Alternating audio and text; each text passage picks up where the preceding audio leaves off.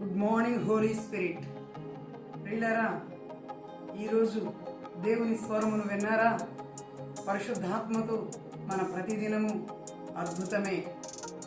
ఈరోజు యోహాను సువార్త 14వ అధ్యాయం 16వ వచనాన్ని మనం చదువుకుంటే, మీ యొద్ద ఎల్లప్పుడూ ఉండుటకై ఆయన వేరొక ఆదరణకర్తను అనగా సత్యస్వరూపి ఆత్మను మీకు అనుగ్రహించును అని ప్రభువే ఇక్కడ చెప్తూ ఉన్నారు. మన యొద్ద ఎల్లప్పుడూ ఉండడానికి ఒక ఆదరణకర్త మన కొరకు పంపించబడ్డారు. ఆయనే పరిశుద్ధాత్మ దేవుడు.